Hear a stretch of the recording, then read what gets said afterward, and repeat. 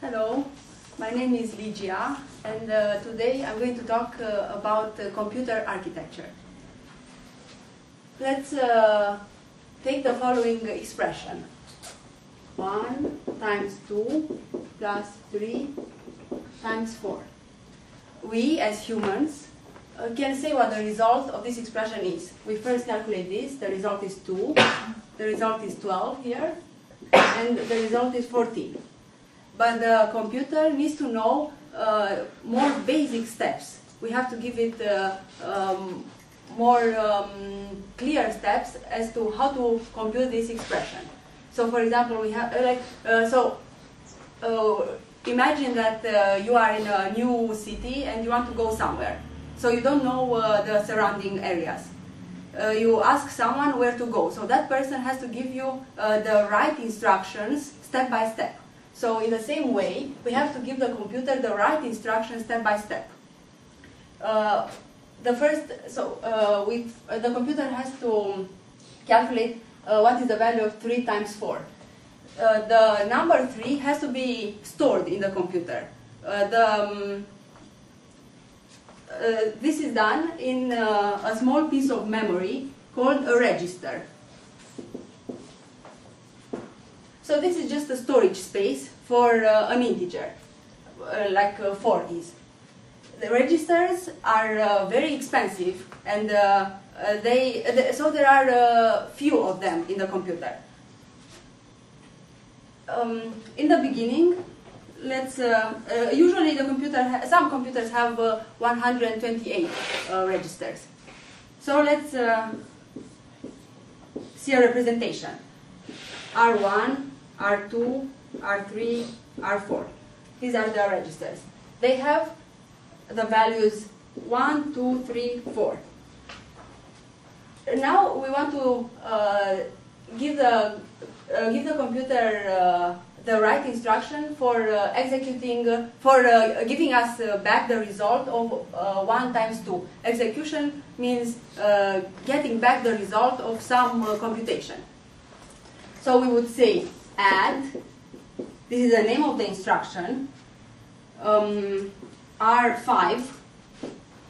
this is an empty register that doesn't have any value, R5, R1, R2.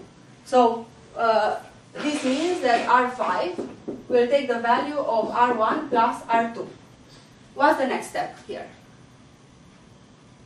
The next step is that we want to add 3, sorry, I made a mistake.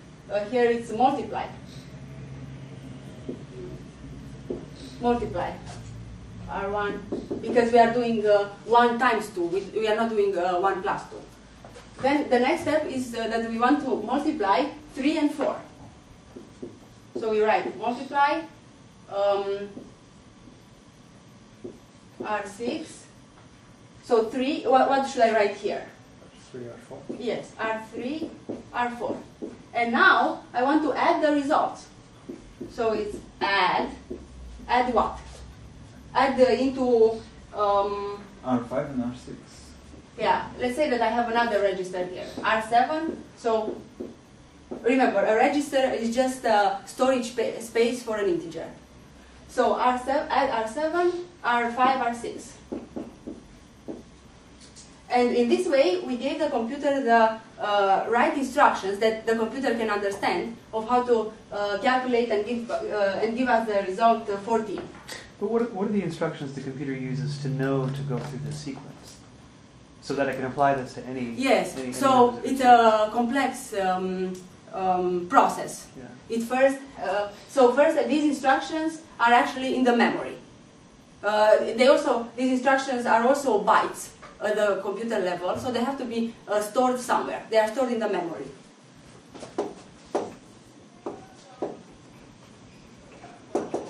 Then, and this is the chip. This is the brain of the computer, where all this computation is done. So the first step is that we want to fetch, to take the instructions from the memory and bring them to the chip. And here we want to know each instruction. Is this a multiply or it's an add? So there is this process of decoding the instruction. We will, after the decoding phase, we will know if it's a multiply or an add. And then here there are some functional units. This is where the instructions are actually, this is where the result is actually computed. So there is the multiply functional unit and the add functional unit.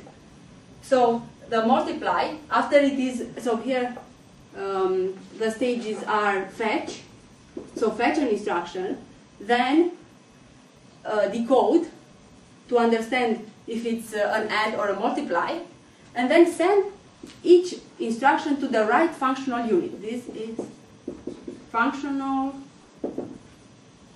units.